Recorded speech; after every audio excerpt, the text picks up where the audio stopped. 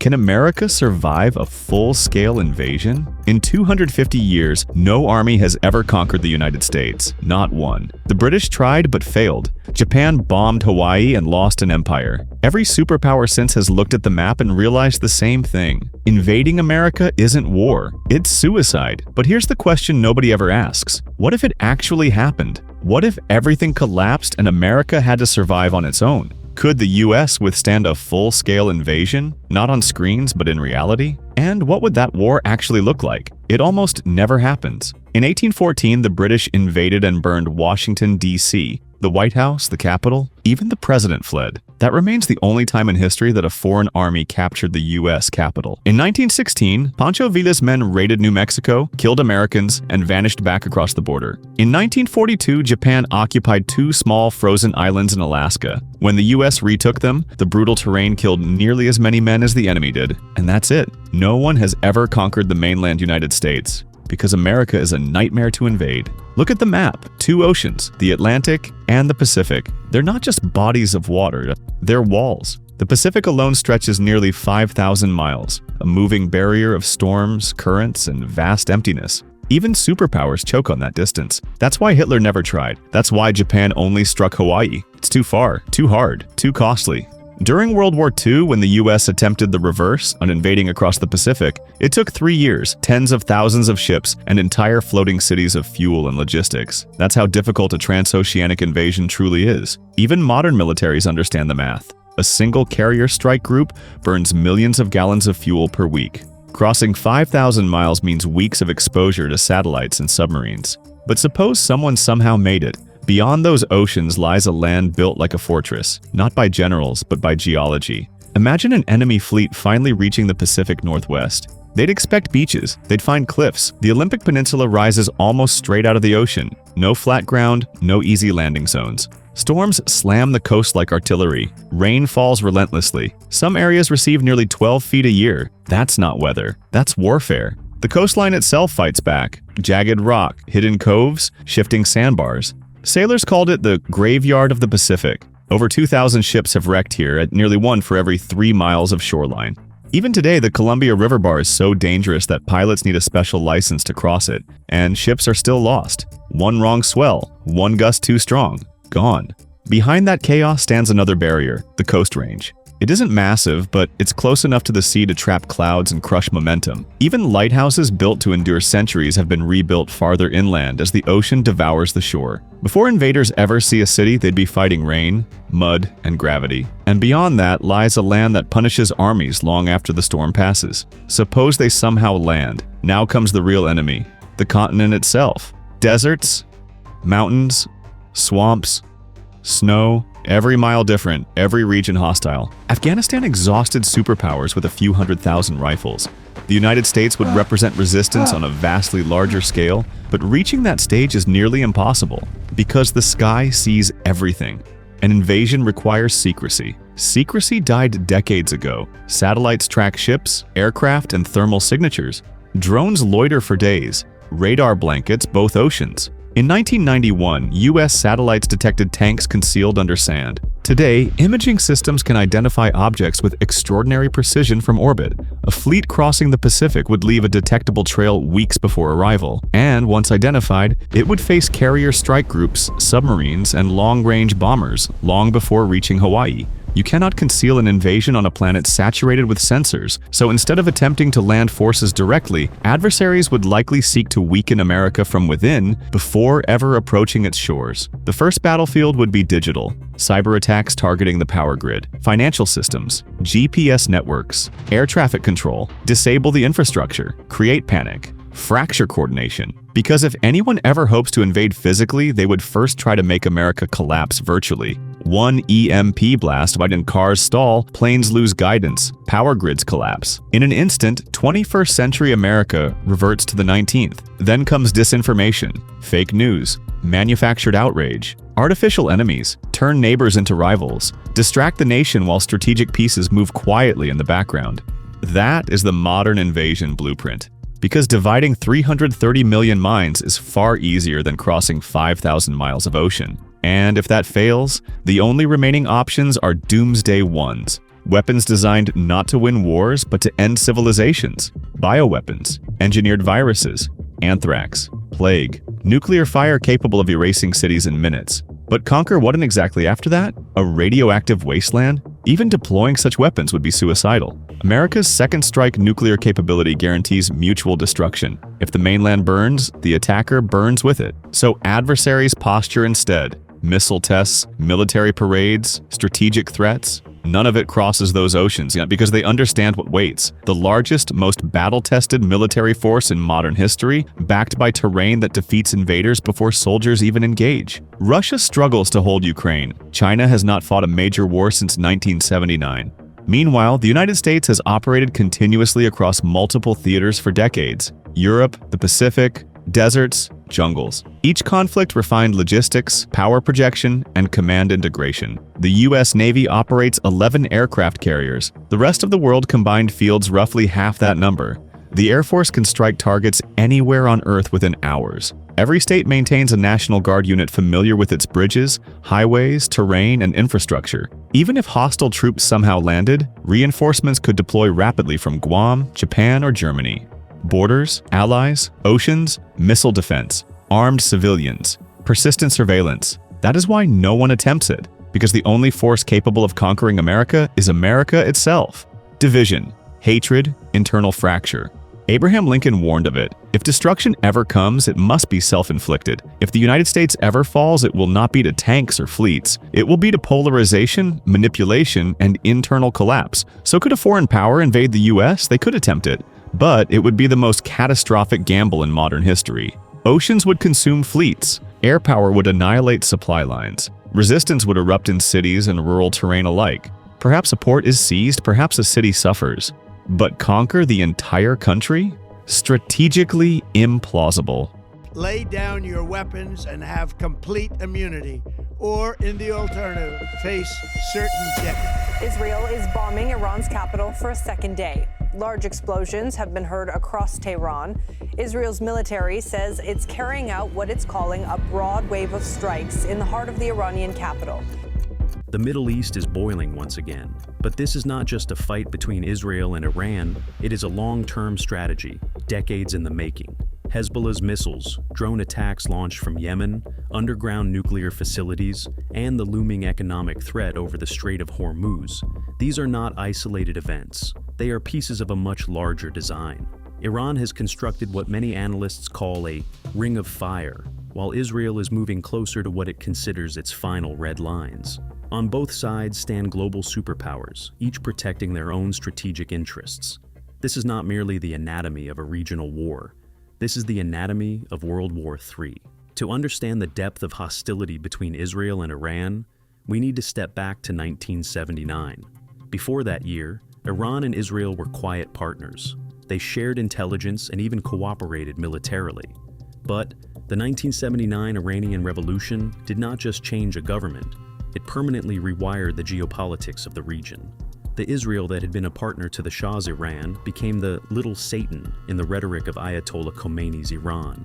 This hostility, born from revolution, was not an ordinary political rivalry. It was ideological, rooted deeply in competing visions of legitimacy, identity, and regional order. For the next 4 decades, that ideological conflict fueled violence across the Middle East. It shaped weapons programs, built militant networks, and forged alliances that now threaten global stability. During the 1980s and 1990s, this hostility evolved into a new strategic doctrine. Iran concluded that a direct, conventional war with Israel would be costly and unsustainable. Instead, it developed a proxy strategy, a method of bleeding its adversary through 1,000 wounds. Under this strategy, Hezbollah was born in Lebanon in 1982. Hezbollah, and the conflict did not remain confined to the Middle East. In 1994, a massive bombing struck the AMI Jewish Community Center in Buenos Aires. The attack was widely attributed to Iran and its emerging proxy, Hezbollah. The battlefield had already gone global. Iran's grand strategy was simple and strategically sophisticated: surround the adversary, build a ring of fire. Instead of direct confrontation, construct a network of powerful militias, what Tehran calls the axis of resistance. a decentralized military architecture capable of pressuring Israel from multiple fronts, across multiple domains, continuously. But this is a chessboard where the rules are shifting. Some pieces are advancing, others are deliberately restrained. And that is precisely what makes this battlefield volatile and unpredictable. The crown jewel of this ring of fire is Hezbollah. Hezbollah is not merely a militia. It functions as a hybrid army. Estimates suggest it commands roughly 45,000 trained fighters, including its elite Radwan force, a unit specifically designed for cross-border offensive operations. Its real power, however, lies in its arsenal. Analysts estimate that Hezbollah possesses more than 150,000 rockets and missiles. Hundreds of these are high-precision systems capable of striking any Israeli city or critical infrastructure, power plants, airports, military bases, within minutes. Yet, there is a crucial nuance. Despite escalating tensions between Israel and Iran, Hezbollah has not fully entered the war. Tehran has not activated it at maximum capacity. Why? Because Hezbollah is Iran's strategic reserve, its ultimate deterrent, a weapon preserved for a decisive moment. There is also domestic pressure within Lebanon. Lebanon has already endured economic collapse and political paralysis. Its population does not want another devastating war. For now, Hezbollah is a loaded gun aimed at Israel, but the trigger has not been pulled. Now, consider the second major piece, the Houthis in Yemen. Houthis in the current conflict environment, the Houthis have emerged as Iran's most active proxy. They are the only group that has consistently launched direct drone and missile attacks toward Israel. Strategically, their value is immense. They have forced Israel to contend with a distant southern front. More importantly, through attacks on maritime routes, they have demonstrated the capacity to disrupt global shipping in the Red Sea, a choke point critical to international trade flows. Finally, we arrive at the Iraqi and Syrian militias, the tripwire. After the Syrian civil war, these militias are not as cohesive or powerful as they once were. For now, they remain relatively quiet. But this silence is deceptive. It is a latent escalation trigger. In Iraq, Iran-backed groups such as Kataib Hezbollah have issued explicit warnings. If the United States becomes directly involved in the war, they will target U.S. bases and interests across the region, Kataib Hezbollah. And that is where the equation becomes global, because once American forces are attacked, the conflict stops being a regional proxy war and begins to resemble a systemic confrontation between state actors. That is the edge on which this crisis now stands. This is a tripwire, a trigger that could transform a regional war into a superpower confrontation. It is the first domino, and once it falls, the chain reaction could become uncontrollable. The conflict is unfolding at the doorstep of the world's most critical economic choke point, the Strait of Hormuz. Nearly 20% of the world's oil supply passes through this narrow corridor. If Iran were to close it, that would not simply be an act of war against a rival state. It would amount to the opening of an economic war against the entire global system. The consequences would be devastating for both developed and developing nations. If the Strait of Hormuz were shut down, crude oil prices, currently around $80 per barrel, could surge dramatically, potentially reaching $150 or more. Europe, already struggling with economic fragility and high energy costs, would face runaway inflation and industrial slowdowns. China, the world's largest oil importer, could experience manufacturing shutdowns, supply chain disruptions, and rising domestic instability. India, heavily dependent on the Gulf oil imports, would confront a severe trade deficit and potentially destabilizing inflationary pressure. Proxy battles, cyber attacks, and economic coercion are all unfolding under the shadow of a far greater fear: nuclear war. For Israel, a nuclear-armed Iran represents an existential threat, one it believes it cannot tolerate. For Iran, which perceives itself as strategically encircled, nuclear capability appears closer than ever before. This brings us to what analysts call Iran's nuclear dash. There is a technical term known as nuclear breakout time, the amount of time required for a country to produce enough fissile material for a single nuclear weapon. Under current 2025 assessments, some experts estimate that Iran's breakout time may have shrunk to as little as 1 week. Iran possesses a substantial stockpile of uranium enriched to 60%, roughly 400 kilograms. Weapons-grade uranium requires 90% enrichment, and once the 60% threshold is crossed, the leap to 90% can happen rapidly. This process is enabled by Iran's advanced IR-6 centrifuges, which operate far more efficiently than earlier models. Much of this activity is believed to be centered at the Fordo facility, an underground site built deep inside a mountain, beyond the easy reach of conventional airstrikes. One of the most alarming aspects is the limited access granted to the International Atomic Energy Agency. Monitoring constraints mean the world does not have full visibility into what is happening inside Fordo. If Iran were to produce a nuclear weapon, it already has delivery systems capable of carrying it. Missiles such as the Shahab-3 and SOMAR have the range to strike Israeli territory with a nuclear warhead. This is Iran's strategic blueprint.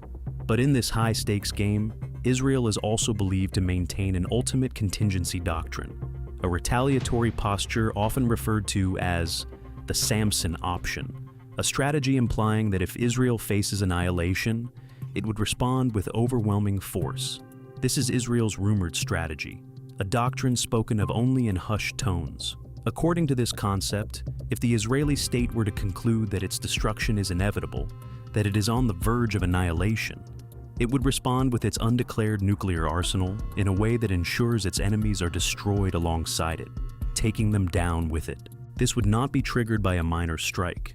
The potential triggers are extreme: a successful nuclear, chemical, or biological attack on Israel, or a coordinated multi-front conventional assault in which Hezbollah, Syria, and other proxies attack simultaneously, and Israel's military begins to lose control. The Samson option represents Israel's ultimate red line. On one side, there is the countdown of a potential nuclear breakout. On the other, the fear of catastrophic retaliation. This is nuclear brinkmanship at its most dangerous, where a single miscalculation could mean devastation for the entire region and possibly far beyond. A war between Israel and Iran can never remain limited to just those two states. The fire would spread globally because the world's superpowers are already embedded in this equation. Each has allies, economic stakes, and clearly defined strategic red lines. This is not merely a regional conflict, it resembles a proxy battleground in a new Cold War. One misunderstanding, one miscalculation, could trigger direct confrontation between major powers. The United States' position is publicly clear: ironclad support for Israel. Intelligence cooperation, advanced weaponry, missile defense systems. At the same time, Washington is trying to avoid being pulled into direct war. However, it has unmistakable red lines. First, confirmed Iranian acquisition of a nuclear weapon. Second, a large-scale successful attack on Israeli cities causing mass casualties. Third, and most critically, any direct attack on U.S. forces or military bases in the region. If any of these thresholds are crossed, it would become extremely difficult for the United States to remain outside the conflict.